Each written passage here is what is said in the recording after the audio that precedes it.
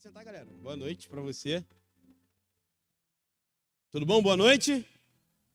Vou falar de novo aí, a gente vai fingir que isso daí só foi um ensaio, é? Boa noite! Bom. Gente, João, faz uma missão para mim, por favor. Você acende a luz, só para me olhar a cara do povo rapidinho, depois você apaga de novo. A gente vai apagar de novo, tá? Pode ficar tranquilo. Cara, antes de eu falar qualquer outra coisa, eu peço que você abra sua Bíblia no livro de Lucas. Lucas, capítulo 15, tá? Lucas 15, valeu, John. Lucas, capítulo 15. Esse texto é conhecido, batidão, pra gente. Você está abrindo, você vai abrindo, vai me ouvindo e a gente vai conversando. Antes de tudo, quero agradecer a Deus, cara, pela vida de todos vocês e tudo que Deus está fazendo no nosso meio. Talvez a gente, às vezes, quando está dentro de algum processo, a gente não se dá conta do quanto que Deus está movendo as pessoas e o Espírito Santo de Deus está movendo e aproximando as pessoas. A gente não tem conta disso. Mas Deus está soprando com seu Espírito nesse lugar. E o mais interessante é perceber e ver isso. Que Deus está agindo. Amém? Amém? Você está aqui, cara, você chegou, glória a Deus. Sei que está friozinho e tal, talvez você está pensando no lanche que vai rolar depois, que você vai pagar com o seu dinheiro ali do lado de fora, entendeu? E se quiser me convidar, nós estamos aí, que Deus te abençoe, você que está cheio do dinheiro. E aí, eu queria que a gente fizesse aquele momento missionário, pode ser? Queria que você usasse o seu celular nesse exato momento. Para quê? Eu tenho entendido uma coisa, que as nossas mídias sociais, nossas redes sociais, é um instrumento, uma ferramenta dada por Deus que você pode usar para o bem ou para o mal. Você pode estragar a vida de um ser humano, de uma pessoa usando suas redes sociais, como você pode ser um instrumento da bondade, para ficar parado, né? Ou você pode ser um instrumento da bondade de Deus para a vida de alguém. Para você postar uma foto, para você colocar alguma coisa, colocar um texto bíblico. Eu tenho tido experiências, que eu de vez em quando acordo de madrugada meio doido assim, aí eu fico mandando áudio para os outros, assim, né? Tem uma lista lá de transmissão, 250 pessoas que cabem lá dentro, a gente vai mandando áudio para todo mundo.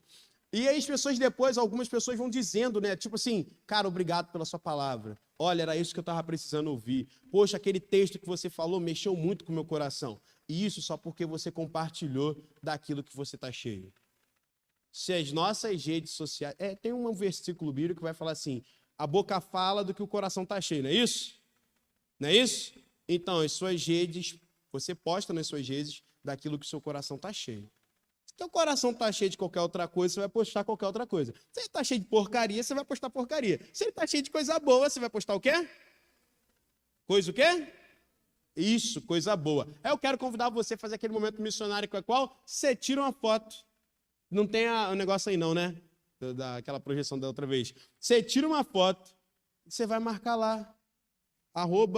@AtiveCibig. Você vai falar, culto tá abençoado, Deus estava lá, foi maneiro, a música foi legal, precisa melhorar isso, precisa melhorar aquilo. Isso você não coloca não, porque senão você vai quebrar todo o espírito do marketing. Entendeu? Tem que ser coisa boa, que a internet gosta de coisa boa. Pelo contrário, a internet gosta de treta também. Se botar treta lá, viraliza. Entendeu? Mas eu peço que você faça isso, sabe por quê? Existem pessoas nas suas redes sociais que vão ser alcançadas por você e não vão ser alcançadas pela minha postagem, mas pela sua postagem. A última vez que fizemos isso, várias pessoas compartilharam nos seus Instagrams e outras pessoas viram o que você fez no sábado, dia 30. E isso mostra o poder que a gente tem nas redes sociais. Eu queria te dar esse momento aí. Se alguém retirou a foto, todo mundo tirou, postou, marca a gente lá. E aí depois que acabou esse momento, a gente vai entrar na reflexão. Beleza? Isso tira a foto do culto, pode tirar foto. Se falar que vai tirar uma foto minha, só me avisa para me fazer uma pose, para não aparecer meio zoado na rede social. Então só avisa. Você pode tirar a sua do coleguinha que está do lado também, que funciona. Tá? Agradecer a presença das pessoas que estão aqui hoje, pessoas visitantes, pessoas que estão vendo pela primeira vez, outras... Hoje é pessoas de longa data que só estão voltando em casa, né, para dar um passeio, as amigas ali, só estão vindo dar um rolê, mas também são daqui, meus amigos de longe, né, que vem aqui, que é daqui e tal, vai dar uma volta, depois está aqui.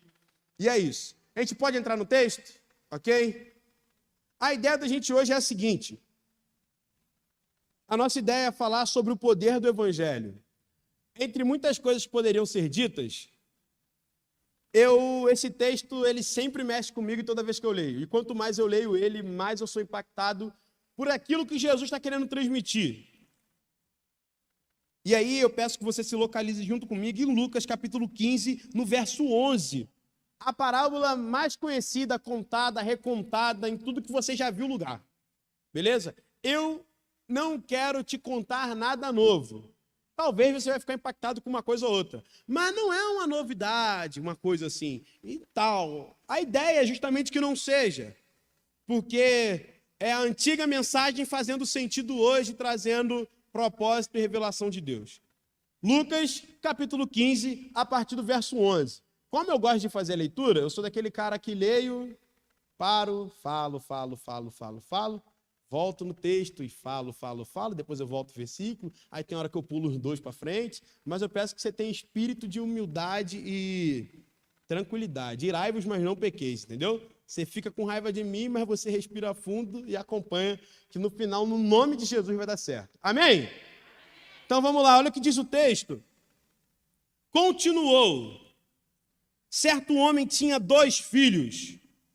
O mais moço deles disse ao pai: Pai, dar-me a parte dos dar-me-as partes dos bens que me cabe.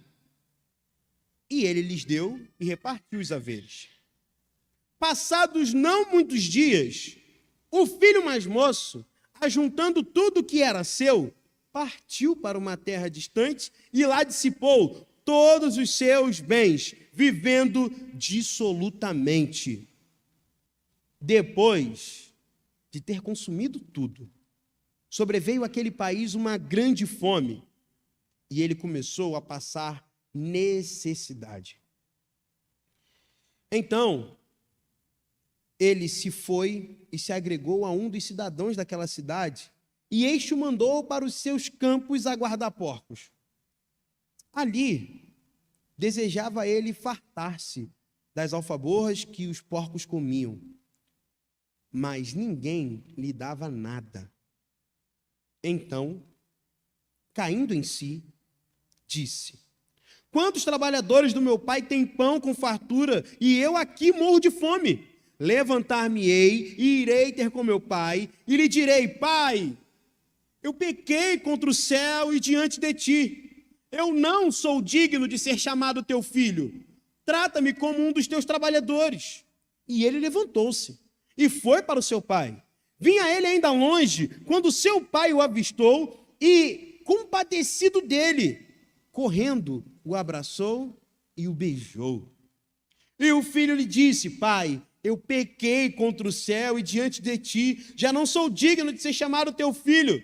O pai, porém, disse aos teus servos: Traz depressa a melhor roupa, vista-o, põe-lhe um anel no dedo e sandálias nos pés. Trazei também e matai um novilho cevado, aquele preparado. Comamos e regozijamo-nos, porque este meu filho estava morto e reviveu. Ele estava perdido e foi achado. E começaram a regozijar-se, a festa começou. Agora foi o filho mais velho, que estivera no campo. E quando voltava, aproximou-se da casa, ouviu a música e a dança. Chamou um dos seus criados e perguntou o que era aquilo. Ele informou: Veio teu irmão. O teu pai mandou matar o novilho cevado, porque recuperou com saúde. Ele se indignou e não queria entrar. Saindo, porém, o pai procurava-lhe conciliá-lo, mas ele respondeu ao seu pai: Há tantos anos eu te sirvo, sem jamais transgredir uma ordem tua, e nunca me deste um cabrito sequer para alegrar-me com os meus amigos. Vindo, porém, este teu filho, que desperdiçou todos os seus bens, com as meretrizes, com qualquer outra coisa, e tu mandaste matar o novilho cevado. Então lhe respondeu o pai: Meu filho, tu sempre estás comigo. Tudo o que é meu é teu. Entretanto, era preciso que regozijássemos e alegrássemos, porque esse teu irmão, esse mesmo que você não considera irmão, estava morto e reviveu. Estava perdido e foi achado. Deus, estamos diante da tua palavra e sendo lidos por ela à medida que a lemos, pedimos mais uma vez que o teu Espírito esteja sobre nós e nos traduza aquilo que o Senhor quer. No nome de Jesus. Amém. Eu fiz um milagre agora, eu consegui ler o texto todo sem parar no meio do caminho. Todo mundo percebeu, né? Então tá bom. Depois vão me zoar mesmo. Texto muito conhecido. A parábola dos dois filhos. A parábola dos dois filhos que tem um comportamento completamente diferente do habitual. O primeiro a ser narrado por Jesus, lembrando que isso é uma parábola, logo uma parábola não é uma fábula, beleza? Uma parábola é uma história inventada buscando a realidade. Jesus está falando de algo que possivelmente possa ter acontecido, possivelmente era vivido e visto. Não necessariamente algo que aconteceu. Ele usou elementos para dizer aquilo. E ele vai construir uma situação muito simples, que era um pai, a figura de autoridade, alguém... Obrigado, passarinho, gosto de você. Alguém que tem toda a autoridade naquela cultura, tem todo o poder, é outorgada a ele essa responsabilidade de fazer coisas, né? O pai tinha esse direito. O pai, dentro da cultura judaica, era alguém que ninguém mexia com o cara era completamente respeitado. Ninguém se atrevia a fazer qualquer coisa, só o filho mais novo. Porque o pai agora chega no momento de sua vida, construiu tudo estabelecido, seus moleques estão crescendo, os meninos estão ficando bons. O filho mais novo chega para o pai e fala o seguinte: pai, eu quero tudo que é meu. Conhecedor da lei que todo pai deveria deixar herança para os seus filhos e tudo mais, o cara se aproveita da situação e fala assim: pai, eu quero a minha parte da herança. Só que ao mesmo tempo que esse menino faz isso, ele está esquecendo de uma grande coisa, que herança não é dada em vida, herança é dada em morte. Ou seja, o pai morreu, o moleque recebe a herança. Aquele menino faz o seguinte: ele entra em confronto de autoridade com seu pai para dizer o quê? Eu quero o que é meu. À medida que ele fala isso, ele está declarando a simples coisa: não importa para mim se o senhor está vivo ou se o senhor está morto. O que me importa é que eu quero aquilo que é meu. E aqui já revela uma coisa muito grande para a gente. Que foi assim que o homem lá no Éden se colocou diante do pai quando ele comeu do fruto. Em estado de rebeldia diante de seu pai. De querer totalmente aquilo que era seu.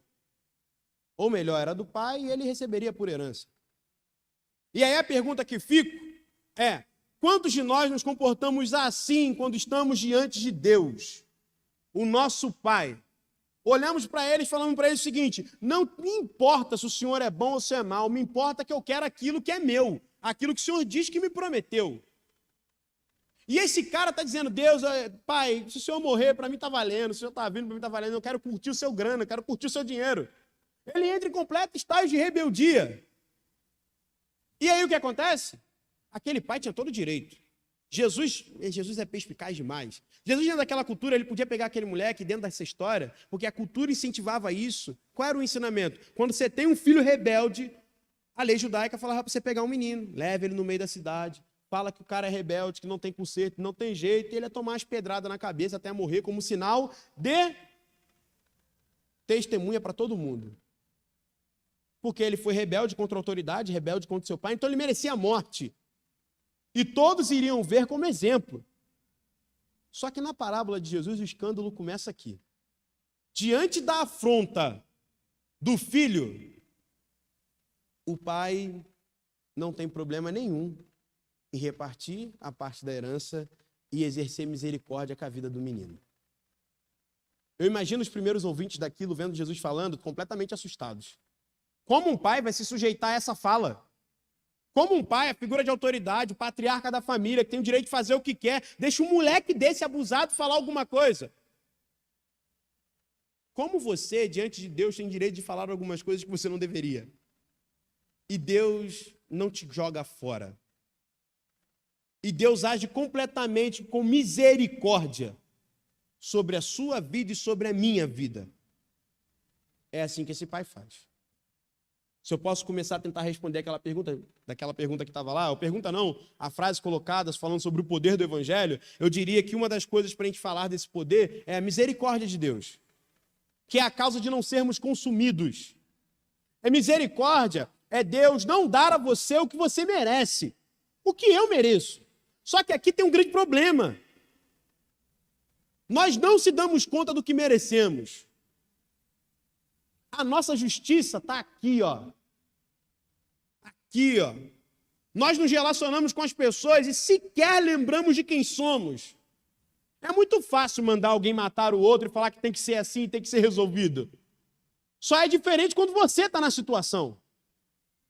Só é completamente diferente quando a pessoa acidentada, ou quem provocou a situação, ou quem vai sofrer os efeitos colaterais disso é você. Porque é quando você está sendo colocado na berlinda que você vai decidir o que é. E o pai faz isso. Sem problema e sem estresse. E o moleque, para continuar mantendo o padrão do desrespeito, eu gosto esse moleque é ousado, ele é meio inconsequente, mas ele é um cara legal. Ele faz aquilo que muitos de nós queríamos fazer, mas não fazemos. Tem muita gente reprimida, e a palavra talvez no popular, assim, populacho nosso, é incubada, está querendo fazer um bocado de parada, mas não faz e fica com vergonha dos outros. Esse moleque assume quem ele é. E ele assume a bronca da sua responsabilidade. Talvez o que está faltando, assim, no nosso meio, na maioria das vezes, é nós encararmos a responsabilidade de ser quem somos. Que talvez o problema é que você não é o que você diz ser, aí você finge ser uma pessoa que você não é, e o problema é que no final das contas você não é nada.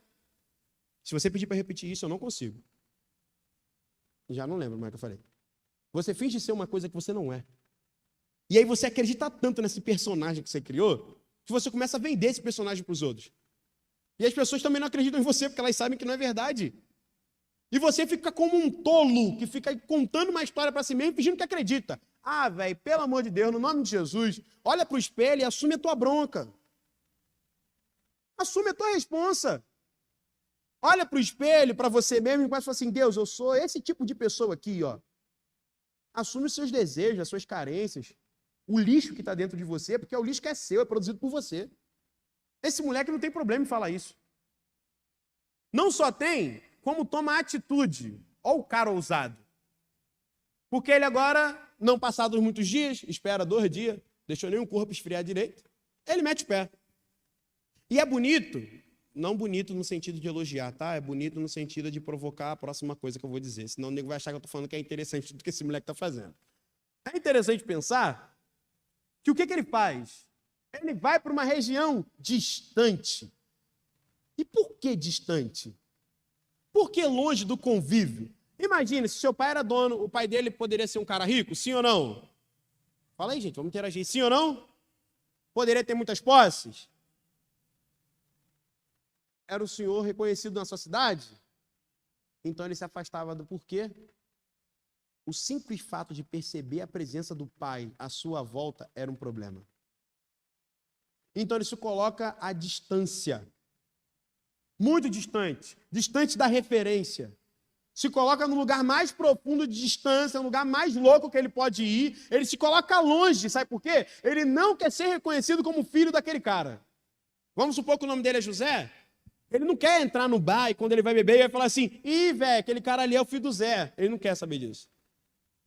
Não, aquele ali, aquele menino que a gente viu crescer aqui, ó, que fazia as coisas. Ele não quer ser reconhecido. Ele quer ser a sua própria personalidade. Ele quer ser seu corpo e suas regras. Ele quer ser o cara.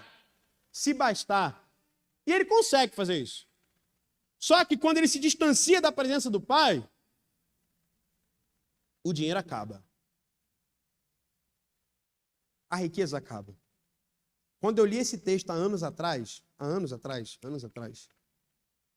Deus falou comigo uma coisa nessa parte desse texto que eu quero compartilhar com você. E a frase era muito simples. Deus falou aquele dia muito forte comigo sobre isso.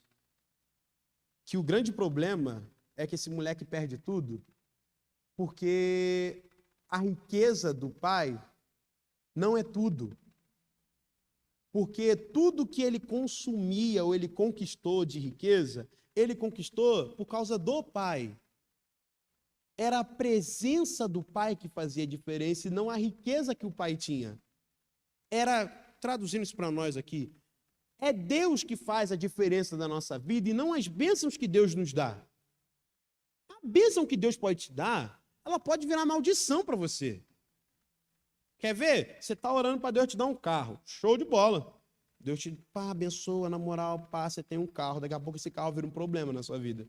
Porque você não soube administrar bem aquilo que Deus te deu. Tu sonha com a casa nova, Deus, vai lá e te dá a casa nova para tu tirar a onda.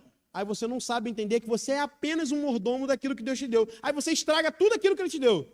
Senhor, eu quero passar naquele concurso, naquela faculdade tal, que vai me dar aquele know-how lá de conhecimento com a galera e tudo mais, eu vou crescer profissionalmente. Aí Deus fala assim, então já é, tu vai entrar e tu vai passar no curso. Só estuda, miserável, mas tu vai entrar. Aí tu chega lá, você te pergunta quem você é, você não sabe mais quem é. Você perdeu sua identidade como pessoa. Se perguntar se tu é cristão, tu vai falar, quem é esse cara? Ele passou onde? Que eu não vi. Porque você se perdeu. Porque a bênção de Deus, ela pode se tornar na nossa vida bênção ou maldição à medida que a gente lida com ela. Ou como a gente administra, por isso que não é nosso. Nós somos mordomos. Mordomos de tudo aquilo que o Senhor nos deu. Porque, de fato, quem é alguma coisa é o Pai. Jesus disse isso para o jovem rico. Ué, um é só Deus, filho. Ele é o cara. Ele é. E Deus falou comigo naquela manhã o seguinte, que a presença do Pai é tudo. A presença do Pai é tudo. Ele é a fonte que sustenta. Ele vale mais que prazeres, ele vale mais que riquezas, porque o Pai é tudo. A presença do Pai é tudo. Pode faltar qualquer coisa, mas se faltar a presença do Pai, tua vida não anda. Pode ter qualquer coisa, mas se Deus faltar na tua vida, tu pode crer, meu amigo, vai dar ruim. E é o que acontece com esse moleque. A vida dele começa a dar errado. E ele tenta dar o quê? O famoso jeitinho. Porque na hora que ele estava cheio da grana, os amigos aparecem. Mas quando o dinheiro acabou, ele ficou largado nas traças lá, não sobrou um. Porque o texto vai falar pra gente que nem comida ele recebia das pessoas. Olha a condição que esse moleque sai. Esse moleque sai de um lugar onde ele é o filho do dono, que tem muito dinheiro, para se colocar numa situação de um cara que é trabalhador cuidando de porco. Não só, porque a situação não é só essa. Se o trabalho fosse cuidar de porco, estava show de bola. O problema é outro. Agora ele deseja comer a comida dos porcos. Ele olha para a situação, não só vê, mas se faz parte dela à medida que entendendo que ele também é um porco. Porque ele deseja comer a comida do porco. Ele se faz igual a um animal. Tudo porque ele saiu da presença do Pai. Pensando, bateu no peito, achando que se garantia com a riqueza que o Pai tinha dado. A gente faz isso. Triste, mas a gente faz isso. Esse moleque conta mais sobre nós do que nós pensamos. É a nossa história.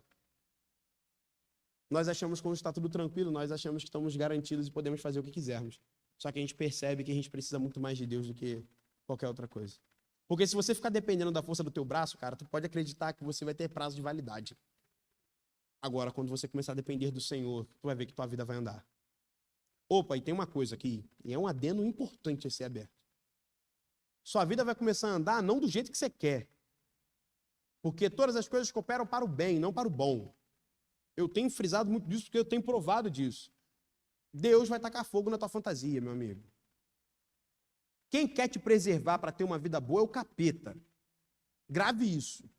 Porque se você escolher ser discípulo de Jesus e querer ter uma vida digna com o Senhor, cumprindo a vontade dele, o propósito dele, se prepare que sua vida não vai ser legal.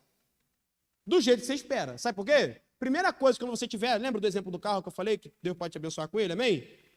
Então, pode acontecer que você vai usar o carro com as pessoas, e não para o seu próprio fruto, para o seu próprio desfrute.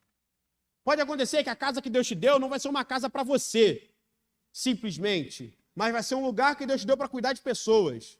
Então, tu trata teu coração. Porque Deus está preocupado com a vontade dele. Não é ficar realizando nosso fetiche gospel. De ficar arrumando namorado para um, casamento para outro, casa, $1 milhão para um, outro fica rico. Velho, pelo amor de Deus. Deus tem muito mais o que fazer. Vamos ser sinceros aqui, desculpa aí a sinceridade, mas desculpa não, vou entrar e já bati, tá aí. Deus não está preocupado com isso não. Pelo amor de Deus, Deus tem muita coisa para fazer no céu. Aí ele vai ficar daqui do céu escolhendo o marido que ele vai te dar. Pô, ele te deu a Bíblia, beleza? Ele te deu massa cefálica. E ele colocou pessoas na sua vida que podem te instruir, te ensinar. Para um pouco para ler a Bíblia e ouvir as pessoas e ter discernimento. Aí talvez você escolha alguém legal. Nós ficamos atribuindo a Deus algumas coisas que não tem nada a ver com Ele. Não porque Ele não possa fazer, mas Ele deu coisas à sua responsabilidade, cara. Coisas que você pode fazer, coisas que estão à sua mão. Só porque Deus tem a vontade de cumprir a vontade dEle.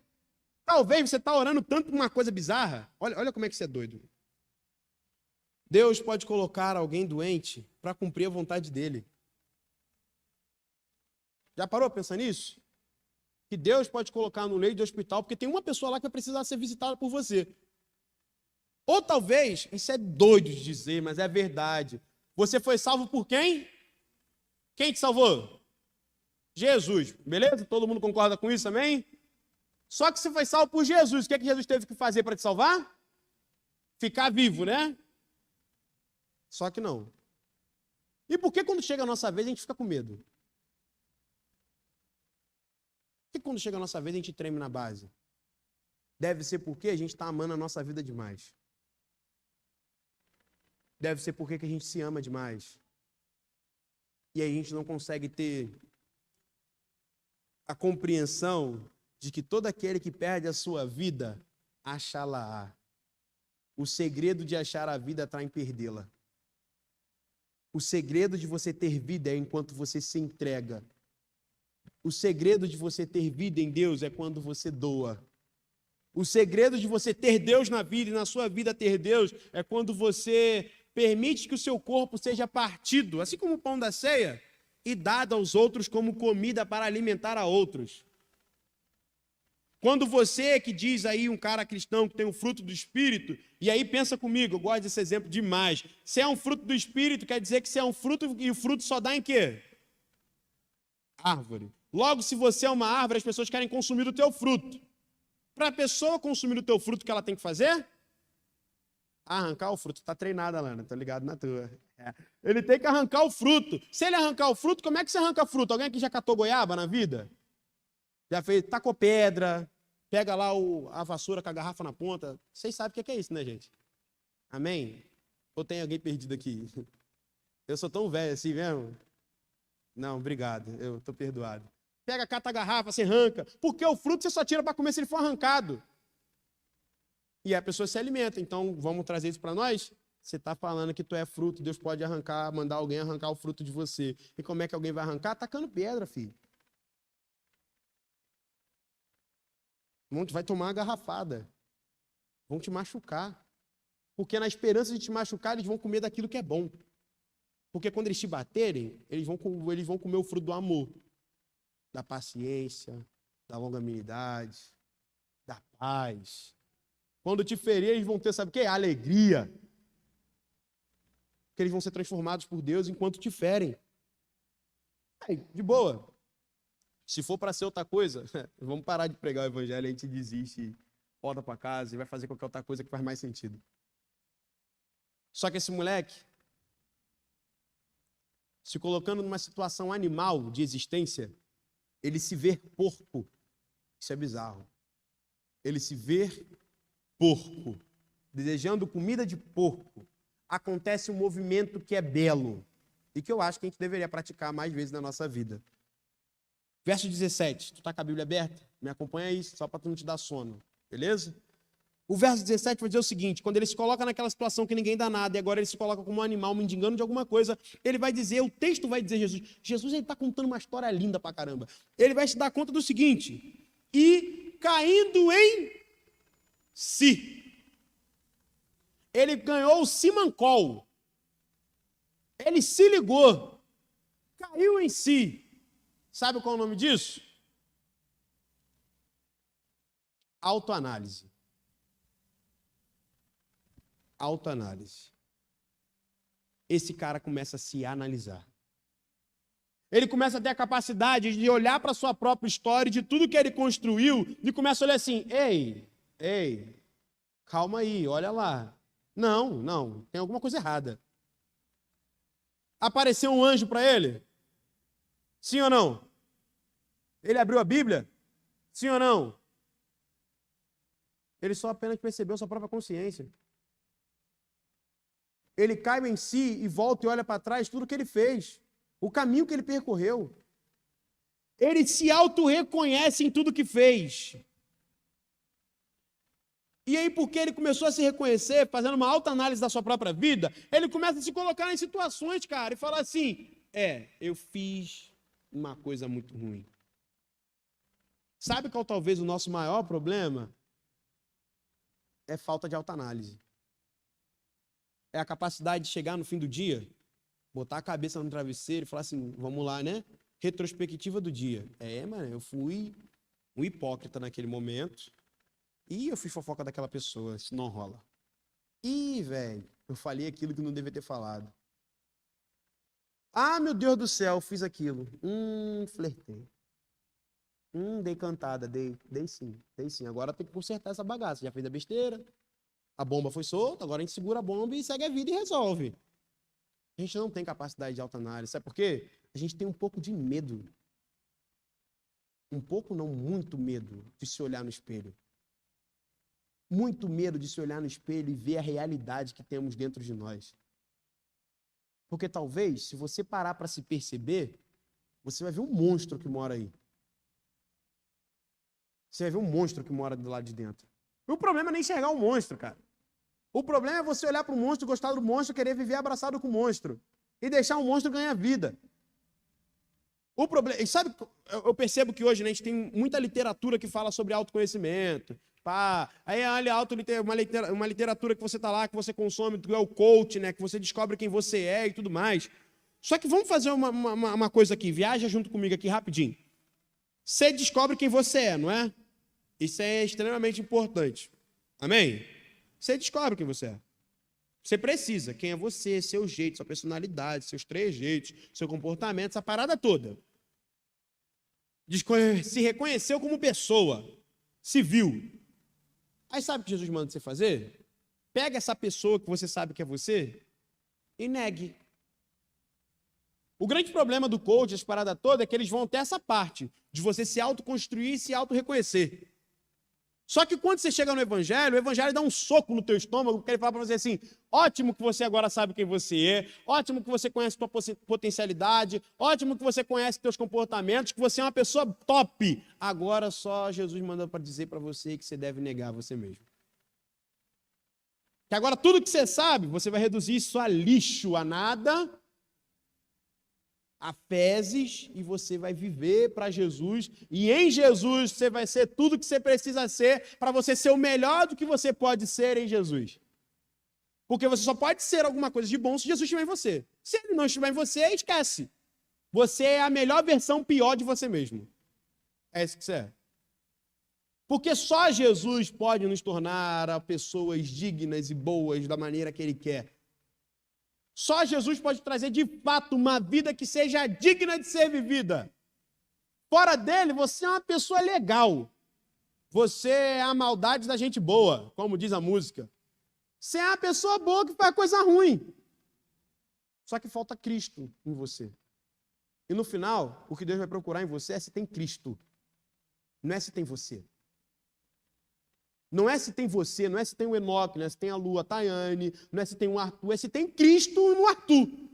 É se eu posso dizer Arthur Cristo, Enoque Cristo, Tayane Cristo, Clarissa Cristo, Edgar Cristo. É se eu posso falar isso. Agora, se eu não posso usar esse nome em você, isso significa que você não é o que você deve ser, apesar que você seja show de bola. Tenha toda a faculdade, todo o estudo, tudo que você acha que você tem. Tudo isso é simplesmente nada. Se Cristo não está em você. Agora, se tu tem isso tudo, você tem Cristo, show de bola, você é uma ferramenta poderosa para Deus. O contrário disso, filho, esquece. O moleque algo cai em si. E aí ele cai em si e ele faz uma coisa que Apocalipse recomenda para a gente. O pai deixa o moleque embora. O pai não vai atrás do cara. Por que o pai não vai atrás do menino? Porque não foi o pai que mandou o menino embora. Foi o menino que quis ir embora. Então, as mesmas pernas que o levaram, deveriam ser as mesmas pernas que o trariam. Você acha o quê? Que na tua relação com Deus, Deus já fez tudo, velho. Ele já matou o filho dele na cruz. Agora ele vai fazer alguma coisa por você ainda? Ele já te toca com o Espírito Santo e com a consciência. Já te dá a palavra para você tomar vergonha na cara e voltar. Aí tu quer agora que ele pegue você pela mão, fica lambendo tuas feridas de trás de volta? Isso aí não é Deus não, velho. Isso é qualquer outra coisa menos Deus. E esse menino, ele vai tomar uma postura digna. Eu vou voltar para o meu pai, e é maneiro, porque ele vai falar assim, é ruim, eu vou ficar passando fome à toa? Na hora que a fome apertou, ele lembra que tem pai.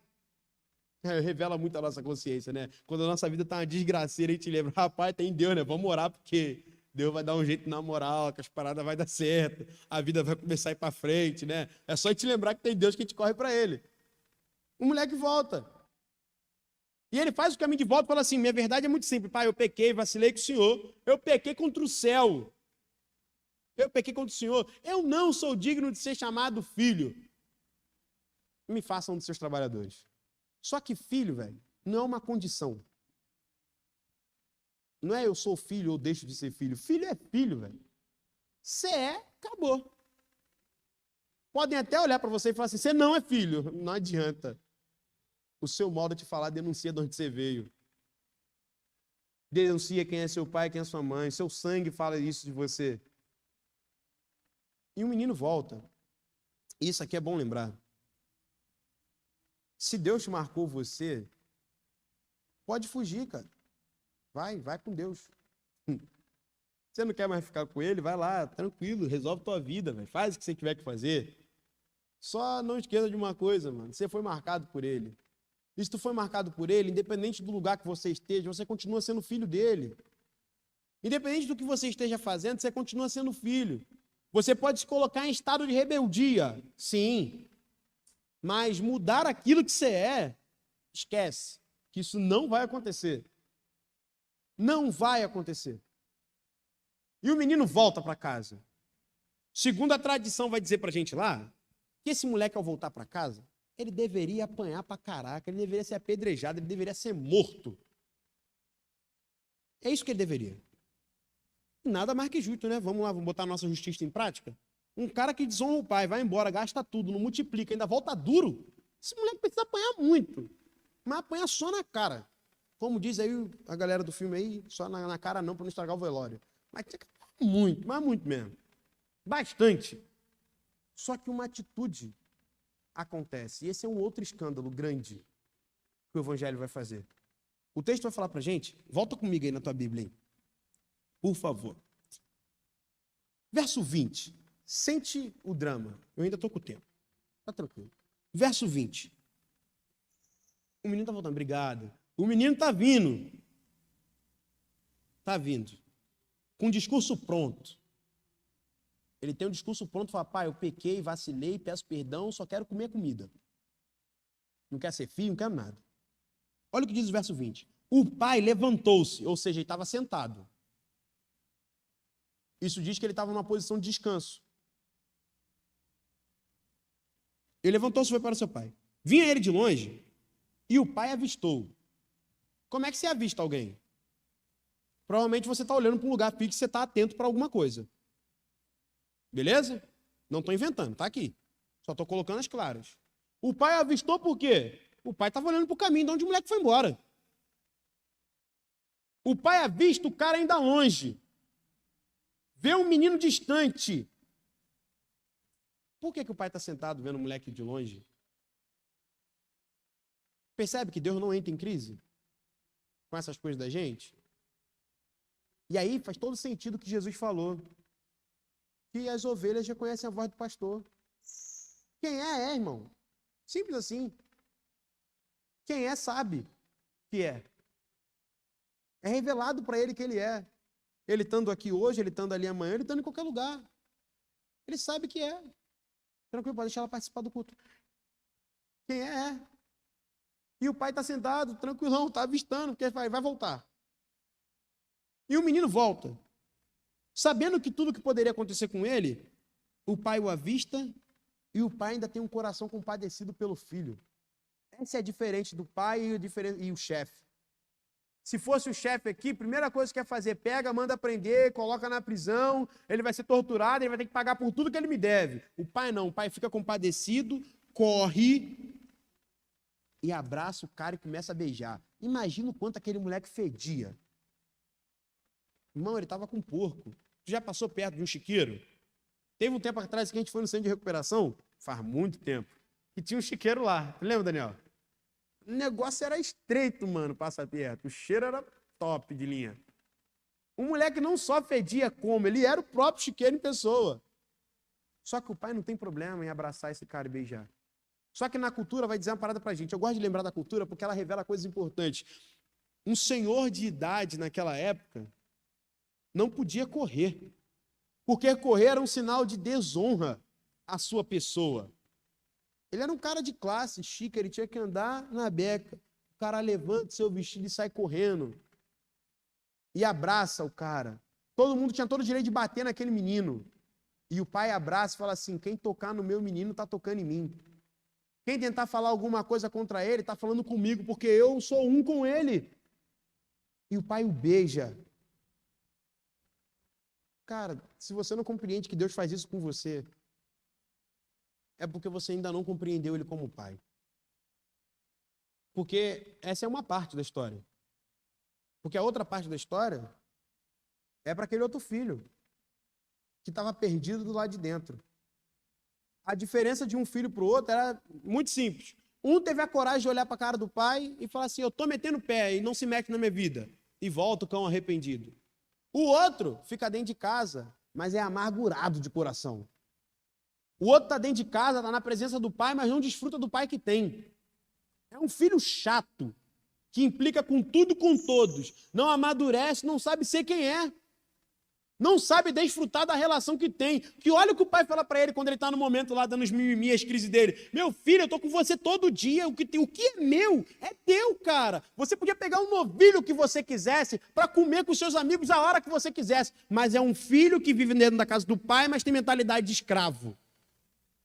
Esse é o problema.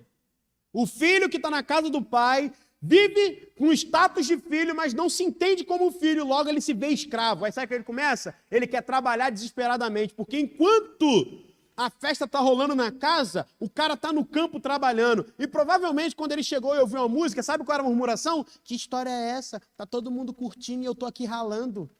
Estou aqui fazendo a riqueza do meu pai multiplicar e os caras tudo comendo. Um bando de preguiçoso, vagabundo, que não faz nada para ninguém. Não é assim que a gente faz com os irmãozinhos da igreja? A gente não consegue ficar feliz com a bênção do outro, cara. Que desgraceira é essa? A gente fica olhando para a vida do outro, fica com inveja, não consegue ficar feliz com o que o outro tem. Ainda fica achando ruim, porque o outro está feliz, está festejando. Porque a gente não sabe desfrutar daquilo que o Pai nos dá, daquilo que Deus nos dá. E porque a gente não sabe desfrutar, sabe aquela situação que você tenta pegar a água com a mão, só que ela sai, escorre pelos seus dedos? Você não consegue segurar. É a mesma coisa na relação com Deus, quando você ainda se coloca como escravo. Deus coloca coisas preciosas na sua mão, só que você não consegue segurá-las e vivê-las. Sabe por quê? Quando você faz isso, elas escorregam pelos seus dedos. Você não sabe ser agradecido pelo mínimo que Deus te dá. Só falando de gratidão, vou te dar um papo aqui só para te se ligar. Hoje nós estávamos aqui antes de começar o culto. Eu falo que eu estou um pouco nostálgico, isso deve ser sinal que a minha idade está chegando. Só uma dica. Estava aqui parado no culto, antes de começar, a gente estava ensaiando. Aí, quem sabe aí, a gente já está com esse negócio de trabalhar com jovens, adolescentes, mó tempão. Isso aqui, velho, isso aqui você não sabe a noção de que é isso aqui no meu coração, o que está acontecendo, o que já vem acontecendo. Mas tudo bem. Aí hoje eu parei, vi algumas pequenas coisas acontecendo, que eu falei assim, caraca, velho, o que era para ser foi já. Vi jovens alguns que eram super tímidos, tomarem postura e, apesar da sua timidez e seu desenvolvimento, se posicionarem para falar, porque um dia alguém olhou para eles e deu voz e deu vez. Outros que saíram do anonimato e falaram assim, eu vou cantar, vamos ver que dá. E veio. Um outro que estava usando as minhas palavras contra mim, né, João? Me ouviu durante tanto tempo falar tanta coisa. Aí hoje, antes do nosso momento de culto, a gente começou a orar. Aí eu olhei para a cara do sujeito e falei assim, miserável. Tu tá falando que eu falava, e tá falando, só que dessa vez mudou a posição, né? Ele tá falando que ele fala, tá falando contra mim. Não importa o que ele fez, agora a gente tem que fazer assim. e tal. Velho, a coisa que eu mais fico é feliz. Sabe por quê? De boa, hoje tudo que foi feito aqui, quem arrumou, quem fez, eu não fiz nada. Isso me deixa feliz. Porque isso traz... No culto passado foi a mesma coisa. Eu assisti de casa e o culto rolou. Sabe qual é a minha alegria? Se tornar inútil. E se tornar o outro útil. Porque isso significa que o que eu estava fazendo está indo. Chegou ao ponto de estar indo tanto que não precisa de mim. Eles colaboram junto comigo e eu colaboro com eles. Não é mais um quem manda. Não é isso que Jesus está ensinando quando ele vai falar que não importa que o servo seja maior que o seu senhor. Importa que ele seja igual ao seu mestre. Porque ele chegou no nível que eles partilham a comunhão. Não é um que faz e sabe mais, é os dois que partilham e constroem juntos. E é isso que a gente está vivendo aqui. Só que se a mentalidade de escravo bate aqui, de vez em quando ela bate, sabe o que rola? Rola inveja, velho. Aí o cara fala, tá falando menor que eu, que parada é essa? O cara tá querendo tomar minha vaga, tá querendo me passar a perna. Não, qual é? A menina tá cantando, não vou deixar ela cantar não, vou gritar mais alto que ela, porque não rola. Minha voz ainda tá aqui. Isso é mentalidade de escravo mesquinho. Aí você não consegue desfrutar daquilo que Deus já te deu. Já te deu, já é seu. Descansa, velho, desfruta, vive. Mas se a tua mentalidade não mudou, se você ainda não caiu em si, o grande problema é esse. Geralmente é isso que acontece. O cara vem do mundo, tem a vida toda desgraçada, toda zoada, vive toda doideira do lado de fora. Aí o cara vem para a igreja. Ele veio para a igreja completamente consciente do tipo de pessoa que ele era. Aí esse cara começa a entender coisas que o outro que nasceu aqui dentro não entende nada. Tem uma compreensão além do que o outro que está aqui, que veio em 1.500 EBFs, 300 mil escolinhas de dominical, não entendeu ainda. Sabe por quê? Falta autoanálise. Percepção de si. Enquanto você não fizer isto, sua vida vai ser inútil. E o evangelho vai fazer você se perceber. Quando o homem peca lá no Éden, algumas coisas acontecem. O homem começa a se perceber. Agora ele se desconecta do seu semelhante, que é Eva, porque agora ele passa a dominar a ela. Aí ele se desconecta também de Deus, que é o Pai, o Criador. E ele se desconecta de si mesmo. Passa a ser um homem controlado pelas suas paixões e prazeres. Sabe o que o evangelho vem fazer? Trazer o homem ao seu estado de humanidade. Tornar esse homem humano de novo. O humano, a imagem e semelhança de Deus. Aquele cara lá, o humano criado à imagem e semelhança de Deus. Um homem que é conectado com a natureza, com aquilo criado do Senhor. Um homem que é conectado com o outro e ele se vê no outro. Por isso que o outro não é o outro, ele é o próximo. O próximo é o que vem depois, o outro é alguém diferente de mim. Aí eu não olho mais para você como alguém diferente de mim. Eu olho para você como alguém semelhante a mim. E eu começo a me perceber como pessoa e saber que eu posso ser venenoso na vida das pessoas. E por conta disso eu tenho que cortar essa planta doida que eu estou crescendo e eu estou sendo, aparando as arestas. Porque eu estou me entendendo. Eu estou me percebendo. É resgatar essa consciência, essa humanidade. E aí o texto continua falando para a gente que esse moleque, aí o pai comete uma outra gafe. O pai agora, o filho mais velho, que era o moleque que tinha todas as honras da casa, que o pai na sua velhice, o filho mais velho se tornava o chefe da casa, o responsável. O texto vai falar para a gente, e aí você pode acompanhar comigo, no verso 28 vai dizer o seguinte: e ele se indignou e não queria entrar. O fato desse cara não querer entrar na festa, isso já era uma vergonha para o pai. Porque o filho mais velho, aquele que era o cara de dar as boas-vindas aos visitantes, de cuidar de toda a entrada, de toda coisa, ele se rebela e não quer entrar. Aí o pai comete uma coisa louca, que sabe o que o pai faz? Vai atrás do filho. A pergunta que eu fico pensando, por que ele não foi atrás do mais novo? Mas foi atrás do mais velho.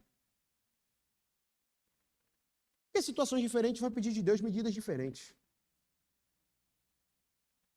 Não é porque ele amava mais a um, amava mais o outro. O processo de um era cair em si e voltar, porque o moleque tinha tanta ousadia de ir embora, que ele também tinha ousadia para voltar. à medida que ele reconhecesse. Só que o outro era um filho tão cego da sua posição de escravidão que o pai precisava falar com ele, porque o coração dele era duro. E o pai sai da festa. Aí o pai vai falar para ele assim, olha o argumento pobre desse cara que tem mentalidade de escravo. 29. Há tantos anos que eu te sirvo, sem jamais transgredir uma ordem tua. Esse moleque é legalista, velho. Ele é perfeitinho por fora, mas é uma podridão por dentro. Ele gosta de viver o relacionamento do comportamento. Sabe aquele filho fake? Quem é pai aqui sabe que rola aqueles filhos fake, né? E quem é filho sabe que de vez em quando é fake, né? Na frente do pai tu é bonitinho, maneirão, mas quando ele virou as costas tu toca o terror. É esse cara. Ele não transgride a lei. Ele se acha top porque ele não transgride a lei. Só que ele, olha como é que é o pensamento dele. Eu sou perfeito, pai. Eu faço tudo o que o Senhor quer. Eu vou sempre para a igreja, eu oro todo dia, eu leio a Bíblia todo dia. Algumas vezes fazer isso demais é uma maldição para a gente, tá? Eu fiz uma conta na célula outra vez, que era a seguinte, vou fazer essa conta rápida com você. Eu estou 15 anos na igreja, aqui, e um ano tem 52 semanas. Imagina a quantidade de domingos que eu vim para a igreja. Se eu for contar por culto, a quantidade de vezes que eu vim manhã e noite para a igreja. Aí tinha semana de oração, né, Aline? Que a gente vinha a semana inteira para a igreja. Segunda, terça, quarta, quinta e sexta. Aí tinha um sábado, que inventava alguma coisa no sábado também. Faz a conta de quantos cultos eu já frequentei na minha vida, na minha igreja e fora dela. Aí eu fiz isso na minha conta. Aí a pergunta que eu me fiz depois foi a seguinte, o quanto isso me fez de bem ou o quanto isso me fez de mal? O quanto isso me fez prestar atenção no que é verdadeiro ou o quanto isso me levou a ser uma pessoa maquiada e fake? O quanto isso me aproximou de pessoas erradas ou o quanto isso me levou a me aproximar de pessoas certas? Pessoas que são fontes de Deus na minha vida. Faz essa conta você, quantidade de culto que você fez, o que você mudou, porque o problema não é vir no culto, cara. O problema é o que você faz com aquilo que você aprendeu no culto. Se tu veio para esse lugar, tu ouviu a palavra e tu voltou para tua casa, não aprendeu nada e não mudou nada, não vem mais no culto. Porque o culto está te fazendo mal. Porque se o culto não produz em você autoanálise e reflexão, você está gastando tempo ou o assento de alguém que deveria estar no teu lugar. Porque é assim que a gente tem que pensar. A palavra de Deus vem para transformar a nossa vida e porque nós somos transformados, nós saímos daqui para transformar outras pessoas. Essa é a situação. Precisamos transformar pessoas, cara. O teu ambiente de trabalho precisa ser transformado, a tua família precisa ser transformada, as pessoas que andam com você precisam ser tocadas por Jesus, mas só que, tipo assim, você está vindo no culto, o pastor prega, os irmãos pregam, tem ensino, tem vídeo, tem não sei o quê, mas o que você mudou? Aí você vai entrar na desculpa, não, mas Deus recebe a minha adoração. Inocente, sabe de nada.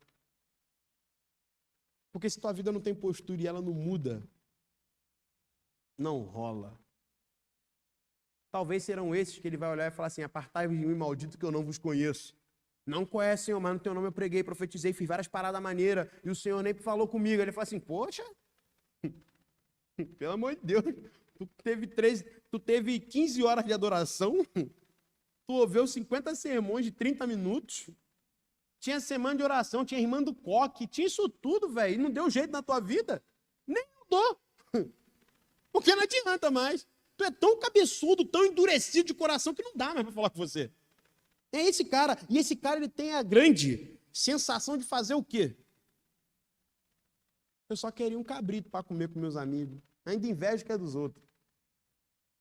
Fica ferido. Eu estou tanto tempo orando, o Senhor não me deu. O outro chegou ontem, o Senhor já deu para ele. Porque não amadureceu. Porque o coração não entendeu.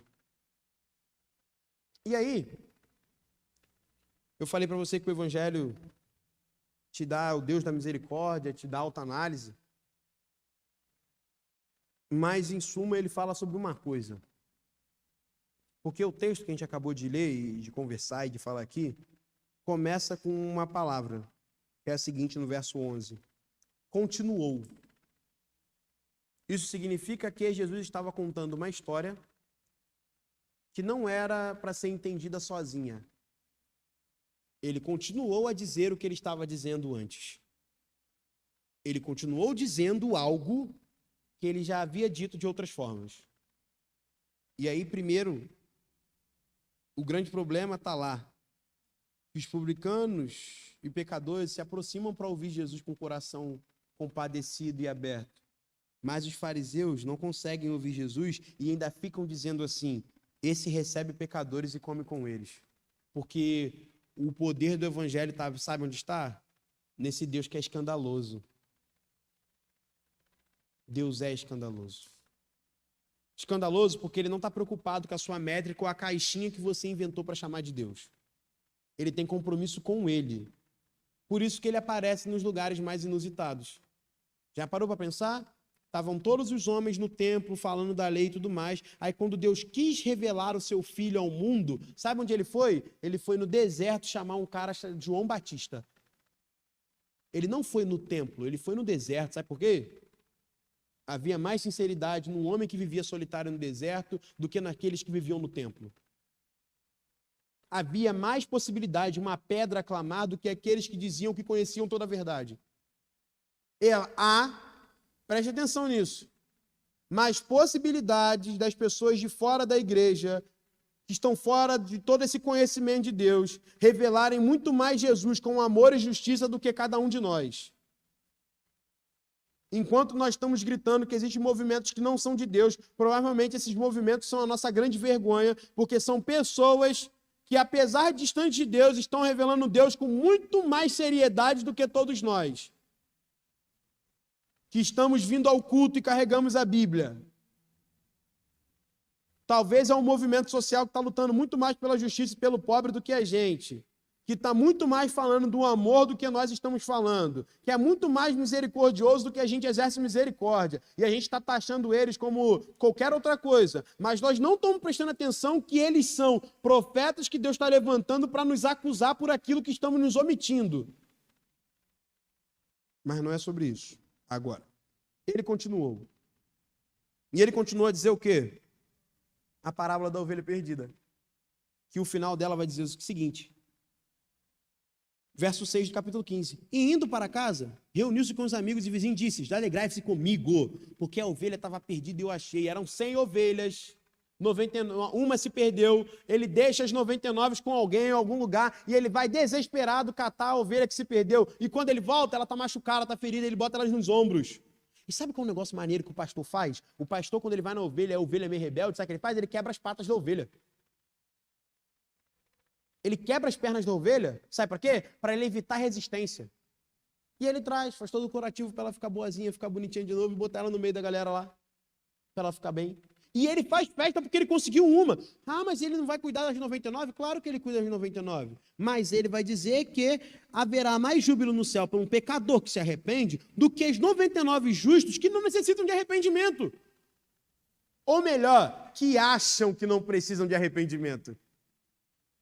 E ele continua dizendo que agora ele vai para a dracma perdida, para a mulher que perde uma dracma. E quando essa mulher perde, ela fica doida, porque ela tem que achar.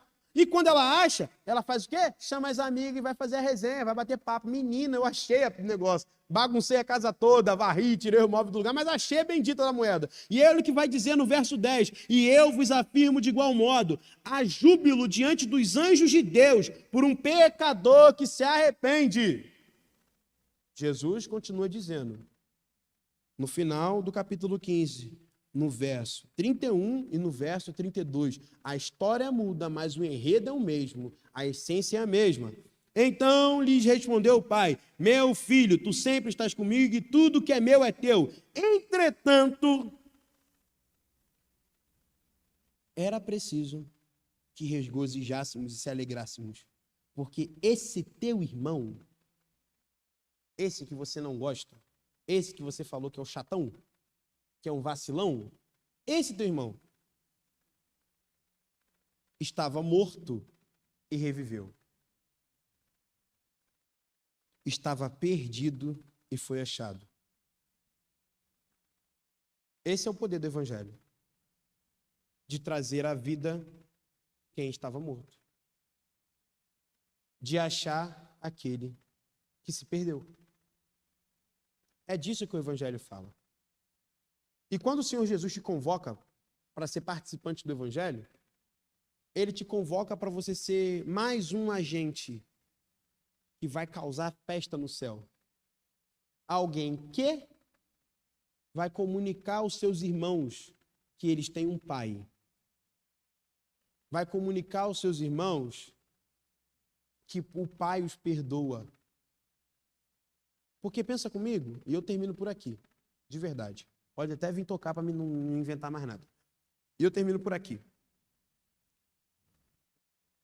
Jesus conta essa história, só que por que o irmão mais velho não foi atrás do moleque, né? Por que o irmão mais velho não foi lá atrás do irmão mais novo? Mesmo que se ele odiasse o irmão mais novo. Mas por amor ao pai, ele ia lá atrás do irmão dele e falava assim, cara, pelo amor de Deus, meu pai agora não para de ficar sentado na sacada da casa lá, ficar olhando para esse caminho que tu não volta. Por que você não volta logo? Só que aquele irmão era muito arrogante para reconhecer o outro como irmão, sabe? Era muito. Só que nessa história, no caso da nossa história, nessa história, foi diferente. Porque o nosso irmão mais velho abriu mão da sua glória e veio habitar conosco. Ele veio para esse lugar distante, viver no meio dos irmãos dele que estavam com meretrizes, que estavam fazendo qualquer coisa, que estavam vivendo uma vida infernal. Jesus abriu mão da sua glória e se colocou na brecha para os seus irmãos mais novos. É isso que Paulo vai revelar nas cartas dele, que Jesus é o nosso irmão mais velho. É o nosso irmão mais velho. Aquele que escolhe sofrer para trazer você de volta para a família. Aquele que escolhe morrer para que você tenha vida. Porque ele vem como unigênito de Deus e vai embora como primogênito. Sabe por quê? Ele é irmão de muitos. E eu queria orar com você pensando nisso. Porque eu me considero um irmão de Jesus Cristo. Eu reconheço o que ele fez. Foi por amor do Pai e também foi por amor de mim. Eu reconheço o que ele fez. Às vezes eu não quero não, mas não tem como não. Porque, como eu disse que ele é escandaloso, esse amor de Deus é escandaloso. Ele quebra as nossas estruturas. Eu gosto do que Paulo vai falar em 1 Coríntios, que ele vai dizer que... 2 Coríntios 5, se eu não me engano. Ele vai dizer que a santidade de Deus os constrange. Não. Ele não vai dizer que a justiça de Deus os constrange. Não. Mas ele vai dizer que o amor de Cristo nos constrange. Porque essa é a máxima do Evangelho, é amor. O amor de Deus é constrangedor. Porque ele te ama você ainda sendo pecador. Enquanto você não é nada do que você acha que você é, ele olha pra você, te abraça, te beija e fala, é nóis, eu tô contigo. E eu quero orar por isso.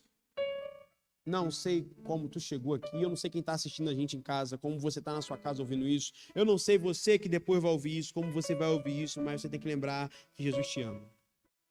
E ele te ama com amor incondicional. Às vezes a gente não chega a viver isso na prática. Mas quando a gente vai vivendo as experiências, a gente tem noção de que amor é esse, você percebe que não há um outro lugar que você possa estar, não ser no centro da vontade, do amor de Deus. E eu queria te fazer esse convite. Vocês vão ficar de pé? Só aparecer que está acabando? Pra gente orar, tá? Depois que eu orar, eu vou passar a palavra aqui pra galera aqui, que eles vão fazer um sorteio. É sorteio, né? Mas vocês ganharam o papel aí, eu espero que dessa vez eu ganhe, em nome de Jesus. Porque eu só tomo fumo, não ganho nunca. E eu quero orar com você. E depois a gente vai fazer um negocinho que a Luciana vai conduzir, mas eu vou explicar depois. Eu quero orar por você. Na verdade, eu quero orar com você. Não quero ter essa prepotência toda, não. Para você que entendeu essa mensagem. E que tu que precisa colocar a tua vida no eixo, sabe? Eu acho que não, é o momento que a gente vive, é o momento de a gente pregar para crente. Porque, velho, se você entrar no centro da vontade de Deus, deixar Deus tacar fogo em tudo aquilo que é a tua expectativa e deixar ele gerar fé na sua vida, você vai perceber o tipo de pessoa que você pode ser para transformar a vida dos outros. Talvez a tua vida não faça sentido porque você está fora do lugar que você deve estar. Talvez você está amando demais a você mesmo. E o segredo de achar a vida é entregando a própria vida. Porque é nessa posição de entrega que você começa a ver sua vida entregue, gerando vida e sendo vida. Está na hora de a gente acabar com as nossas expectativas em Deus. Amém? Acabar com nossos feitiços de expectativas loucas em Deus. E começar a colocar o nosso coração no lugar certo. E eu quero dar esse tempo aí para você orar e você falar com Deus. Depois eu vou fazer uma oração muito curta. Porque é uma decisão. Lembra, quem tem que voltar com as próprias pernas é você e não eu. Nesse caso, cada um é responsável pelo seu caminho. O que eu posso fazer é te motivar e te ajudar a isso. Posso pedir para tocar uma música legal. Posso pedir para apagar a luz, fazer um fundo aí maneiro e tal. Mas no fim das contas, Deus está olhando para você nesse momento. Porque oração é uma parada tão doida que Deus não ouve, Ele vê. Porque as tuas palavras podem ser dissimuladas, mas o seu coração não muda. Ele consegue enxergar se teu coração ainda está de pedra, mesmo se as suas palavras sejam completamente entregues e arrependidas. Então fale com Deus. Pode aumentar aí só mais dar uns minutinhos para a galera orar.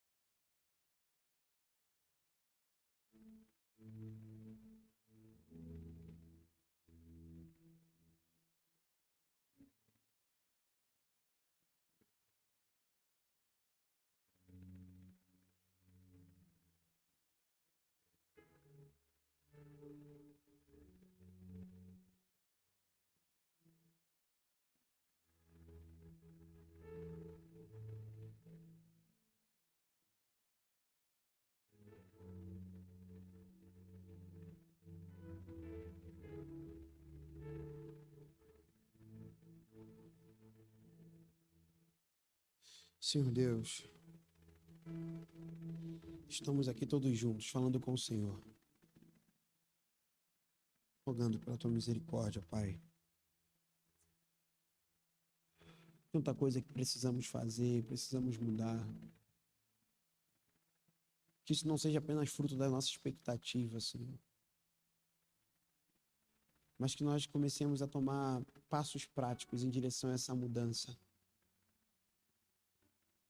Ó, Espírito Santo de Deus, no nome de Jesus, Espírito Santo, Tu que és Deus,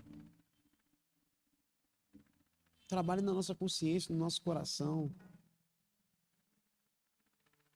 Nos ajude a perceber a nossa arrogância travestida de generosidade, de convicção e pura soberba, pura soberba.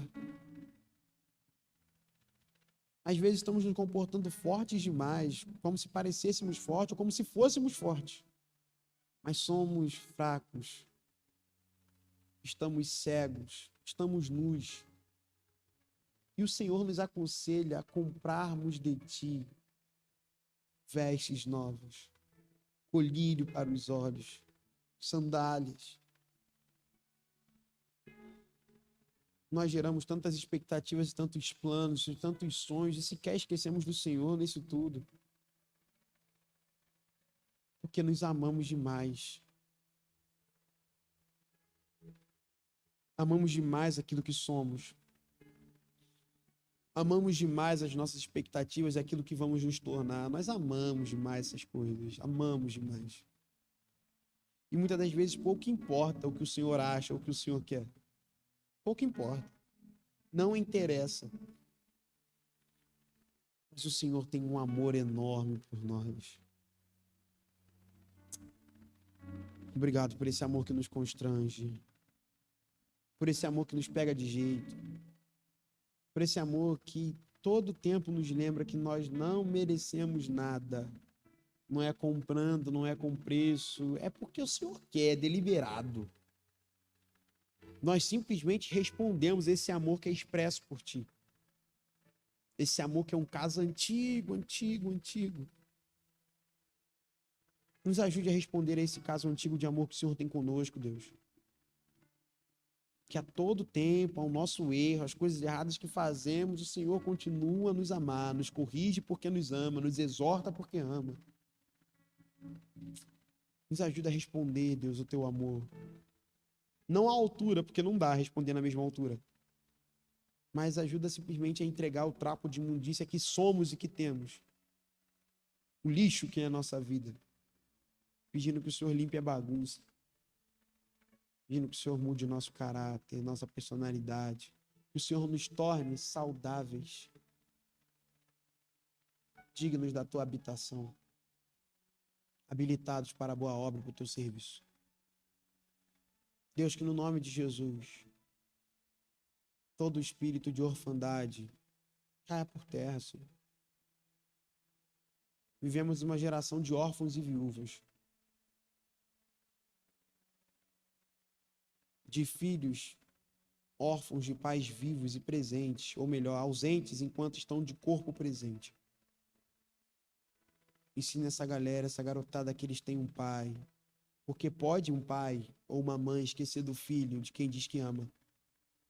Mas o Senhor não esquece. Há um mundo também onde tem viúvas. Apesar de estarem casadas, não tem homem, não tem pessoas próximas. Ó Deus, se revele Cristo Jesus como um homem santo, digno, e restaure essas famílias, Deus. Deus, nós não estamos fadados a viver a história de fracasso, de derrota dos nossos pais. Nós podemos viver diferente. Nós podemos ter uma vida transformada. No nome de Jesus, muda o nosso coração, eu te peço. Mude a nossa vida.